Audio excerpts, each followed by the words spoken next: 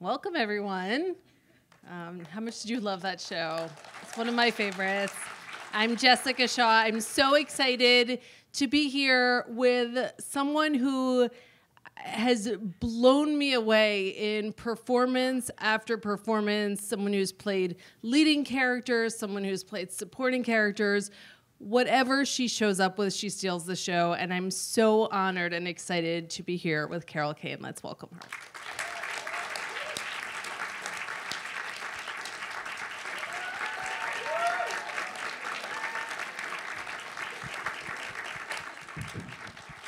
And this is my better half, Johnny, who's going to do all my talking. Johnny is also a member of SAG. So we just saw episode 1 of season 2 of Unbreakable, Kimmy Schmidt. How was it when you, Carol, when you made season 1 of Kimmy Schmidt here, it was in a vacuum because, of course, it's on Netflix. It all comes out at the same time. How was it stepping back into this character after that, that long break and becoming Lillian again? Well, it was fun, especially because on the first season, I wasn't a regular. I was a guest star, and so I never knew from week to week whether I would be back or not. And I ended up being in 9 out of 13, which was lovely. But the second year, I got to be a real part of the family, and also I think Lillian and Kimmy and Titus do actually become kind of a family. I seem to welcome myself into their apartment at any and all times of the day and night. Just like your landlady, right? Well, I think audiences very much after season 1 said we're like, we want more Lillian, more, because it was she's such a great character and you play her so well. Thank you. How is that for you, as an actor to kind of approach this after people are? Does it feel different? Do you have to be like, I love this character? Do you feel like you then are stepping out a little bit of acting and you need to give people what they want? Like, how do you balance that? I try not to do that. I mean, I try to be true to the character because I've been well brought up in comedy by Jim Brooks, who told me, you don't try and be funny. If we wrote it funny, it'll be funny, but you don't try. And I try and remember that, although it's very hard because we all want to please everybody all the time and be the funniest one. But I try and slap that out of myself most of the time. Now, when Jim Brooks said that to you, of course, on Taxi, had you done something? And yes, I did something wrong. Tell us. Yes, I did. Here's what happened. So I had only done movies up until the first time I was asked to be on Taxi, and I think Jim had seen Hester Street, so he thought of me in that foreign way that would... Thank you. That would be appropriate for Latka's girlfriend and later wife. And the first time I did this show, I had nothing but disdain for the fact that it was television, because in those days, that's how it was. Movie actors were movie actors and TV actors were TV actors. Now, as we all know, some of the television writing is far superior to the motion picture writing. But so I really worked very seriously and very hard the first time I was on it, and I actually shut Jim Brooks out of my dressing room after a half hour because they said he was the producer, and I thought that meant he worked for like Nabisco or something. Because in movies the producer, a lot of them have to do with the money. So I thought Jim was the money man, and I was having none of it after half hour because one prepares after half hour. So the second time I came back, which was a couple years later, I knew who Jim Brooks was, and I knew how lucky I was to get asked back on the show, and therefore I was trying to do a big, don't listen, Johnny, but I was trying to do a big dog and pony show, and be funny. And oh my God, we did the run through in front of the writers the first night, and Jim really let into me. And he was basically yelling and saying, you know, what I just told you, you are not to try and be funny. If we wrote it funny, it'll be funny. So, yeah, that was the circumstance, yeah. That good note to all the actors in this room. Well, it really is. I mean, that was, Lord knows, 75, 80 years ago now. And it still resonates in my brain, you know.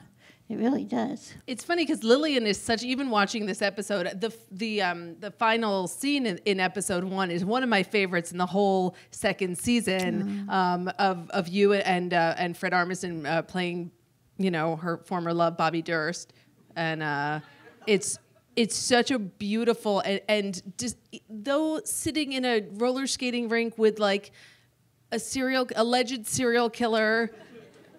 It's so sweet and romantic, and the way you play it is real. Like you don't give anything into what the conceit is and what is actually going on, what the audience is aware of.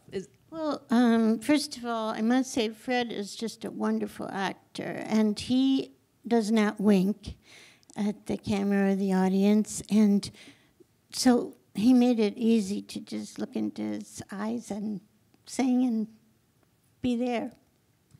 There's another musical number that Lillian has with Titus.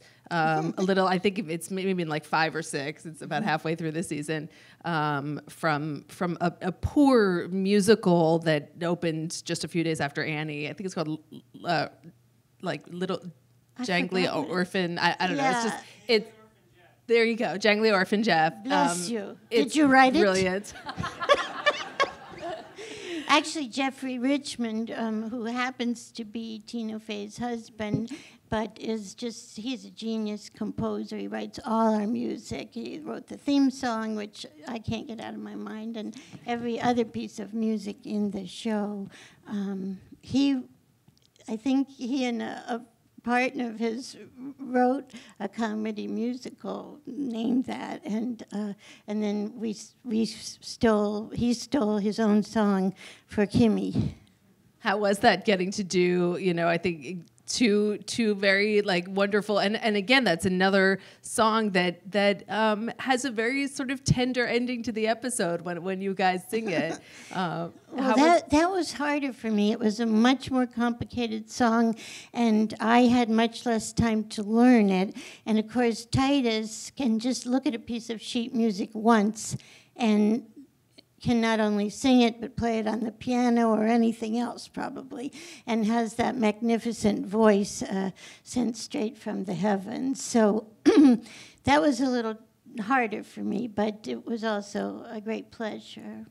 I also love these, and I don't know how much of this is from you or how much is it, you know, in the writing. There are these tiny little moments that I think, you know, and we're all sitting here, we're all presumably New Yorkers or New Yorker adjacent, and somebody's eating the microphone. I'm not saying who. And Lillian will do something like she'll look longingly at the sign for the 2nd Avenue subway, and I mean, is that something that is a collaborative thing? Was that in the script? Oh, that's in the script. The thing is about this show, because we do have Tina Fey and Robert Carlock, they are very generous with us, and if we feel so moved, they will not squelch us if we wish to improvise a line. But then we try that line on 1 or 2 takes and realize rapidly that it's not nearly as good as what they wrote for us, and then we shut up and say the lines. So everything's basically written in the script. If Jim Brooks taught you the lesson of, or yelled at you the lesson of, you know, don't try to be funny, it's he's a very nice guy, by the way, but he's very passionate about his work. What's something that Tina Fey taught you? I think versions of the same thing, sort of less is more. I think that is her message, largely, just to say it and get out of the way. Is there a part of playing this character that's the most challenging for you? Or also a part of playing her that you find the most gratifying? Well, most challenging, I would say, is the fact that I'm getting older. And since I have been equity in SAG since I was 14, it's challenging to just see one's face over all these years. My brilliant makeup artist, David, is here with me, and he knows, he goes through this all the time because I sit in the mirror and he works like a dog to make me look good, and then I start crying because I think I look ugly, Poor David. So that's a challenge for me, and it's also I have lines written about how old I am, and they're going on about stoop crone and all these things, and I guess that's the challenge, is to embrace where I am in my life, which I would venture to say is probably a challenge for most people on and off screen. But then it gets a little worse when you have to see yourself, which I try not to do, except that when you loop, of course, you have to see the face, because you have to watch the mouth moving and put the words in there. So, yeah. Do you go back and watch any of your, are you one of those actors who does it? I mean, obviously, other than looping, do you like to not go back and watch yourself? Well, now that, as I say, I'm older, I can go back and watch early movies, and think, oh my God, look what she looked like, but I don't like to watch anything past a certain decade. You're so good in every decade. Don't miss out. Bless you, my child. You mentioned that you've been a member of SAG since you were 14 years old. I think I read somewhere that you had gone to see a play and you just sort of had that proverbial moment of oh my God, this is what I want to do with my life. Is that really how it happened? Yeah, but I was a child. I was in Cleveland, Ohio, where I was born, and my mother took me to see children's theater, and I saw Alice in Wonderland and The Wizard of Oz and Peter Pan, and just absolutely was instantly addicted to the notion of being somebody else, being up there and having the freedom and the safety of being someone else with glitter, which is essential. Always. I hope still. Yeah, of course. Yes, just making sure.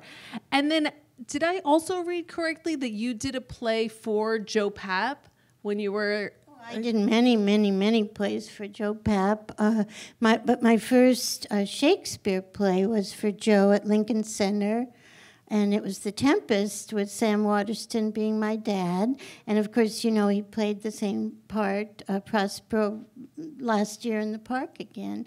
But that was my first Shakespeare, and I think I was 15, 16, something like that. And that was pretty exciting. Chris Walken was in it. And, yeah. Any nerves to do Shakespeare at 15? Oh, yeah. I mean, terrified continuously doing Shakespeare, because I went on to do many other plays, and the problem. Most of you are actors, right? Am I right? Yeah. So the problem with Shakespeare is it's a little difficult to improvise. So if you forget a line, it's you think Jim Brooks yelled at you. It's not like nothing else. If you forget a line, you're really in trouble.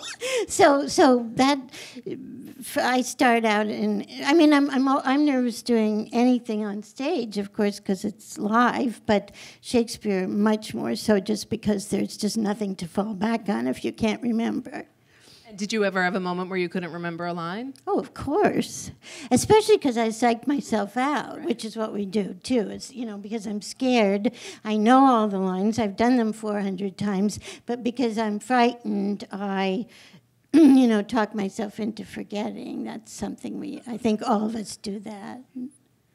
And then, was there a moment where you felt like, because you've done a lot of Shakespeare, that you felt like, okay, I got this now? No. Don't be absurd. No, I mean, I don't think my nerves do not diminish. If anything, they get worse, because the longer one is around, the more one realizes the possible pitfalls. You know, like when I was young and I went into auditions, it didn't occur to me that I might not get it. You know, so I sort of got a lot of stuff. And then as I grew older and realized that the odds were way against me, you know, I think I, again, sort of psyched myself out of some things. How are you in auditions? Because, good Lord, I mean, you've worked with some of the greats, some of the great directors ever.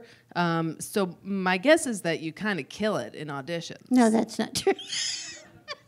No, I mean, like I say, when I was young, I think I did, because I just wasn't as aware of the possible failures. And as I've gotten older, I think I maybe do worse and worse on auditions. And you know, I'm sorry to say this, because I see a lot of young faces here, but about 2 years ago, I decided that I couldn't take it anymore, because I went to audition for a Broadway musical. I was in Wicked at the time, and I auditioned and auditioned. I auditioned. I did my final audition, and the producers and the directors and everybody stood up and applauded, and I didn't get the part. And I thought, I can't do it anymore. I was, you know, crawling around my apartment, weeping. And I just thought, I can't afford it at my age. And also that there just is a lot of work out there to be seen. And that I, you know, I had to take care of myself. And after that is when I got Kimmy. I didn't have to audition. And Gotham, too. I mean, Gotham. You know. Both of those things came maybe like in the 2-week period after I had decided that I couldn't audition anymore. It was strange, but it's true. It's like sort of, you know, things always happen, you know. Oh, well, that's, for the best. You know, very kind of you to applaud, but I know it's a luxury. And by the way, if Marty Scorsese called and said, you know, I'm thinking of you for a part, but you have to audition, I'd, you know, crawl downtown on my knees to audition for Marty Scorsese, because, you know, one is not going to shoot oneself in the foot with maybe the greatest living director. So, you know, it's not a hard and fast rule, but it just took too. It's so hard. I just don't know how we do it, to tell you the truth. I mean, I have a friend, and I'm not going to say her name, but she's one of the most brilliant actresses I've ever seen on screen or stage, who at the very moment cannot get arrested. And it makes no sense. It's not fair. There's no logic to it. It's the way it is, and it's could not be more brutal. I think what we go through is the most brutal thing. And that's before you get the role. and that's before, you know. And then it gets worse. You brought up Hester Street, and I did want to ask you, because you were nominated for an Oscar for Hester Street. You must have been, like, what, in your low 20s? I mean, I was in my low 20s. 22, 23 when you made that movie? No, I was 22, 21 and a half, 22, and I made it 23 when it came out and I was nominated, yeah. What does that do to a young, I mean, how did that change did it change your thinking about the industry or anything to, you know, get all that acclaim at such a young age? Yes, well, for me, I did not handle it very well. I wasn't very healthy about it, and so it was just too much for me, to tell you the truth, at that age. And I turned down a lot of stuff after that, a lot of work that I should have taken, beautiful roles, dramatic roles, because Hester Street was a drama, if you haven't seen it. And I turned down things I really, really should not have done because, you know, they don't come back around. You say no to a bunch of stuff, and then they go away. And they, you know, so I didn't handle it well. I wasn't balanced. Did you have in your mind how you thought you would balance doing drama and comedy? Because you started your career doing so much drama. I never thought in a million years that I would do a comedy. What happened was after I got nominated, I did not work for a solid year. Not only did I not work, but the phone didn't ring. I didn't have an audition, an interview, a meeting for a solid year. And then I got a call out of the clear blue sky from Gene Wilder, who was making a movie called The World's Greatest Lover and had seen Hester Street and for some reason thought that maybe I would be the right person to play his wife in that movie. And that is the first comedy I had ever done. And as I say, I'd never even thought of doing a comedy before that. And being Hollywood, you know, you do get typecast rapidly. So that's what happened. I think your line about I love being reduced to a cultural stereotype is one of the great deliveries of a line, of course, in Woody Allen's Annie Hall. Was that, I mean, a role that you auditioned for? Was that something that had Woody seen you in? Woody doesn't like to really audition people too much. I think I had a meeting. I went up to his apartment and talked with him, not about the role because he doesn't let anybody read the script or anything ahead of time, but just spoke with him and got cast. When I think about that moment in that movie, it's like when people say there are no small roles, you know, that you can have like a few lines in a project and it steals the moment, you know, and it's such a great and it's such a memorable moment in a film. Did you ever in your years, like, you know, after Hester Street and when you got back into working and everything, what was your approach about, like, did you want to be like a leading dramatic actress? What was your plan and your vision? I think part of me did want to continue on that level, but as I say, I turned down those opportunities, and then they weren't coming back. And then the most important thing, I think, for me is to work, you know, like many of us. I'm not a self-motivator. I am not at my best when I'm not working, and so I like to say yes. Charlie, other lessons I have learned, when I was young, I used to kill myself over decisions as to whether I should or should not accept a part. This is when I turned down all those things. And it was torture for me every time. And I said to Charlie, who I did 5 or 6 movies with, When a Stranger Calls, we did that, and we did the sequel to that. You know, how do you decide, Charlie? How do you decide? And he said, I say yes to the first person that asks me. That's what he said, and he did. You know, if there were 2 offers, the first one was what he said yes to. And that's, I think, as brilliant a way of choosing as anything else. You've worked with some of, like I said earlier, some of the greatest directors ever. Yeah, I mean, Sidney so Lumet, lucky. Mike Nichols, so many great people. Do you feel like those directors helped craft you as an actor, or was it something that you kind of went into it and you sort of always knew who you were and what your style was? A combination, certainly. Getting to work, bless you, with Mike Nichols on my first movie gave me a kind of confidence that nothing else in my life had given me, obviously, and not obviously, but that's the truth. And watching the integrity of the way Mike worked and the way Mike believes in actors. And so actors always do 400% for Mike because he believes that you can, and so you do. And so that definitely was a shaping force for me. And Hal Ashby, just watching the way people work to really, we're kind of purists about their work. I was lucky enough to do 2 plays with John Cassavettes also, and the way John believed in everyone, including the first play I did with him, he hired a young woman to be the costume designer that had never in her life done any costumes or maybe even thought about doing any costumes. And John picked her and then stood behind her like a demon, you know, in terms of if you'd said, but John, she doesn't do it. He would just have none of it. If he believed in somebody, he believed in them. And they always could do miracles because he believed in them. And he believed in you. And he believed in me. Yeah, so lucky, yeah.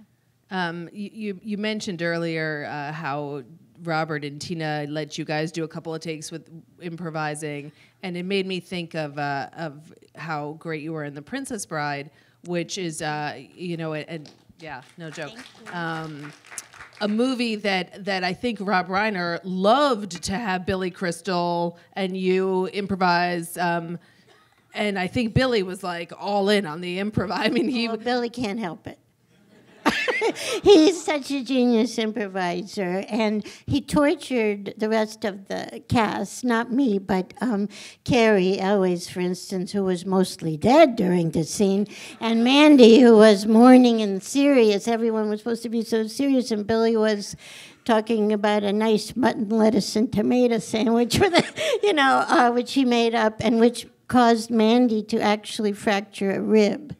Because it's true, because he was trying so hard not to laugh. And poor Carrie, you know, lying there trying not to laugh, you know. And then Billy and I think the only thing that I really improvised was the thing about the pill with the chocolate coating and not to go in swimming for at least an hour, because I grew up with my parents saying, you know, and you can't go in swimming for at least an hour after you eat, you know, so... Are you someone, I mean, when I think of how you held it together, like in that or in Taxi, you know, working with so many scenes with Andy Kaufman, are you someone who breaks, or are you just so in character that like you're... No, I break. You do? Yeah, I mean, I do. I try not to, but... There's certain people's faces, like I was in a play once at the Kennedy Center, and there was an actor in this play that played my teacher, and this guy would come on stage, and one little tiny look at his face, and it was over for me. And it's so painful, as you all probably know, when you can't stop laughing. And then the worst case of this laughing thing happened when I did Dog Day Afternoon. And all these... The hilarious movie. The hilarious Dog Day. And we had this maniacal chain hysteria reaction. All the tellers, when Al locked us in the vault, which was really a small little tiny vault with all these people in it,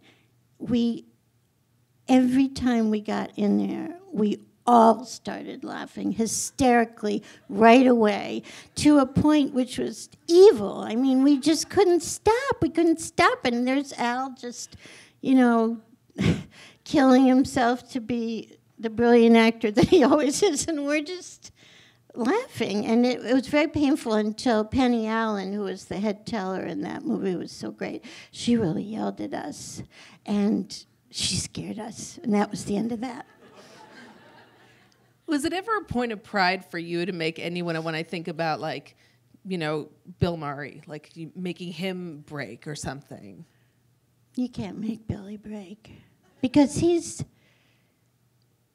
I don't know why. I think maybe because there's just nobody funnier in the universe than Bill Murray. And I mean, I certainly couldn't make him break, because especially I was hurting him all the time, you know, with my wings slapping against him. And, you know, I don't think I ever saw Billy break. And it's certainly, no, that's not my goal, because I recognize how painful it is to literally not be able to stop laughing when you know you have to. I was listening. Oh, I'm no, sorry. Go ahead. No, I just had my makeup artist tonight this morning when I had to get my face on. We're listening to Nichols and May album, The Doctors. It's about all these different doctor sketches. And the last track, if any of you, could Google it or whatever you do, the last track is just the two of them cracking each other up.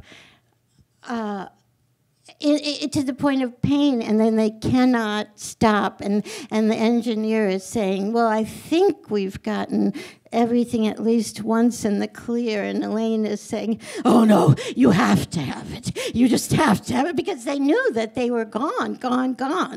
It's very funny to listen to. I want to ask you a couple questions from the audience members wrote down. One of them said, happy belated birthday. From all of us. In your wide experience working with so many directors, do you have a preference in regard to those who require staying exactly to the script and those who welcome improvising? Do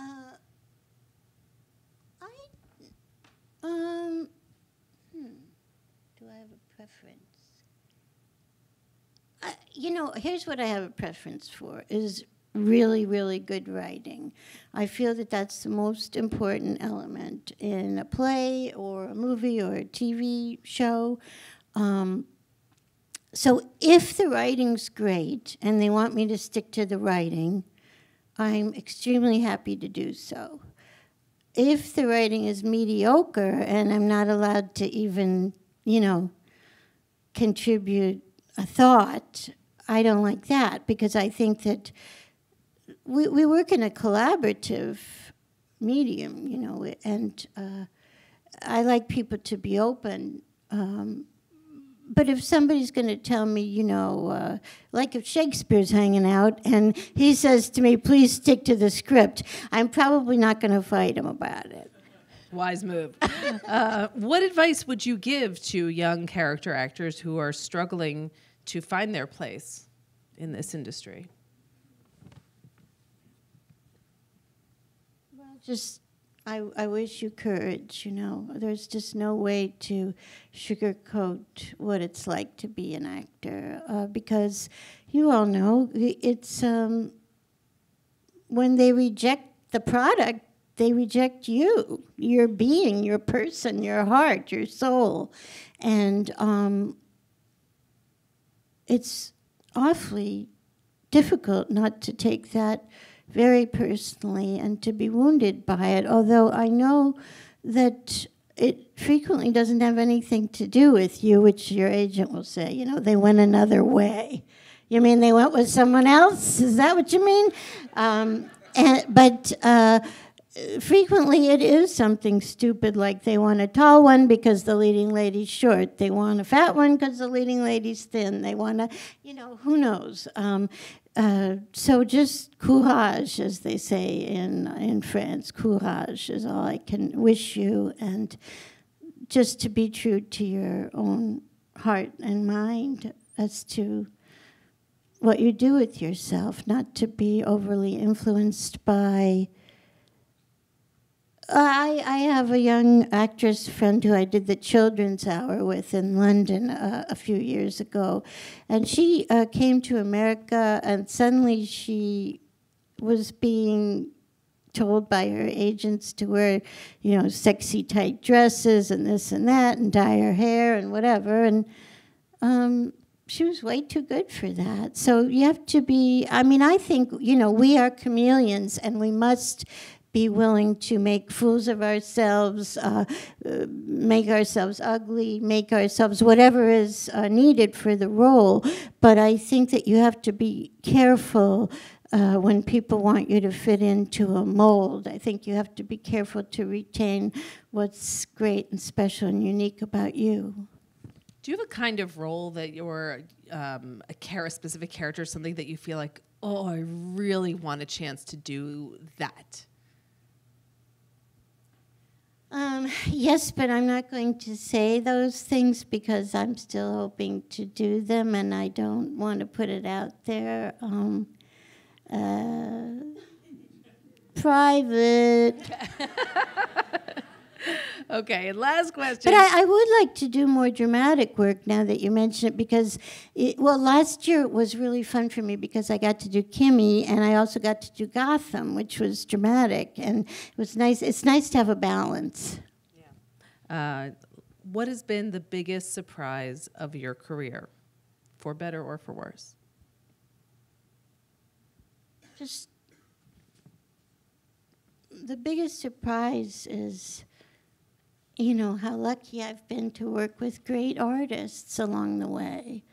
Not every day, every year, every 5 years, but along the way. That's the biggest surprise. Well, thank you so much to Thank Carol you. Kane. Thank you, everybody. A treasure, so great in Unbreakable Kimmy Schmidt and over the course of your career, and we want to see you in many more things that you do not have to audition for. Thank you all so much for coming.